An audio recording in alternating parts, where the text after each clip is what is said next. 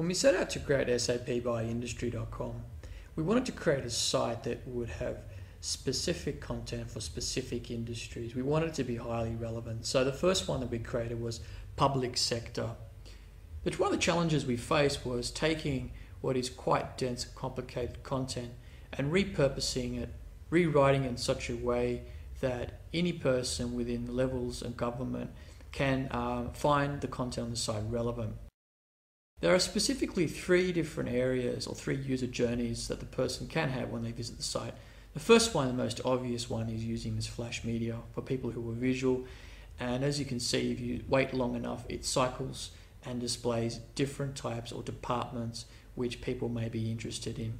In the center is, if you have a look at the sitemap, this is the most lowest level content which you can find, which is right at the bottom, the deepest part of the site, is what we call our level 3 content. And from here, it's very specific information that people might have about a certain type of topic. And if we go over to, say, this tab over here, the public sector tab, these are really broader, more areas that a CFO, CIO level people in government would be interested in. And this is like level 2 information. For those who really didn't understand or cannot relate to any 3 of these user journeys, we have the one which most users on any website are familiar in, and that is something very simple like this that can get them and jump them into exactly where they need to get to. Some other things to note that we put into the site is the recent white papers, which are based on date that they will uploaded into the site. The success stories, which are based on country, and we tried to make them very specific to Asia Pacific. And then these 2, which are not really controlled by the site, this is determined by user interaction. So pages most visited appear at the top, and this is a feed from Google News with filters for Asia Pacific region, and of course looking only at stuff that's tagged with public sector. What I also liked about this site was the fact that you can also do a poll. So this is some user generated content which really doesn't require too much moderation on the part of the client. In addition, there's also a contact tab which is tagged using geodata. So depending on what country in Asia Pacific where you reside, these details actually change according to your location. So let's now have a look at some content. Let's take a look at one of these level 2 pages. So let's say, for instance, we're looking at public administration. This is one of our top level pages that somebody quite senior in government would be interested in. So this really introduces the whole area of public administration. There's some basic sharing type functions where you can bookmark and share within different blogs and social networks, of course, which are becoming quite standard, emailing to a colleague, and of course print.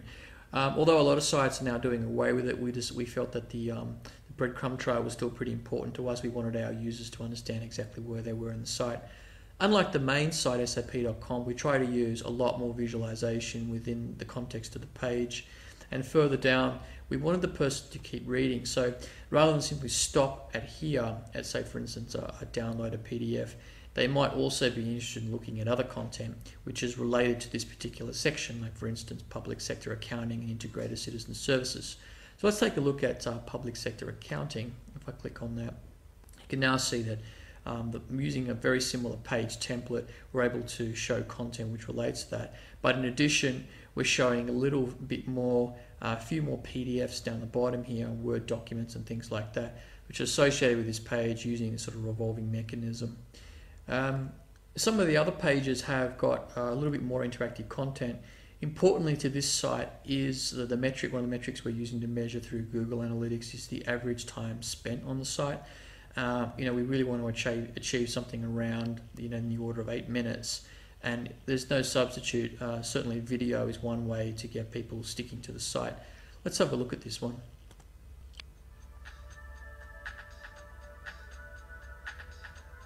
So what's great about this is it actually starts playing immediately. To make a bigger impact on your business. In this period of economic uncertainty, most companies' goals have been Okay, I'm going to stop that there. defending market So share. with a reasonable connection, you can stream and it will buffer without any delay directly to the user. And unlike MOV, this particular technology we're using, which is FLV, which is what a lot of video sites are now adopting, we found it to be a lot better. We tried MOV at the beginning, we had a lot of problems. Some of these videos we're hosting on here are around in the order of 40 megabytes, so it was quite difficult doing it that way. Now let's look at the second metric. It's all well and good the user being able to come on here and enjoy all this content that marketing has put up on the site. But to get to the essence of the site, which is these very nice PDFs which are located here, to download these, we'd like to know a little bit more about the user. So this is our second metric. Essentially, Google Analytics will be measuring not only average time spent on site, but also registrations. Interestingly, this component was actually built in Adobe Flex. We decided to use Adobe Flex just because it was so much easier to build it in and to be able to edit later and sort of refine it. So I'm just going to go ahead now and actually register myself, and hopefully I'm not registered in the system at the moment, so I should be able to demonstrate it.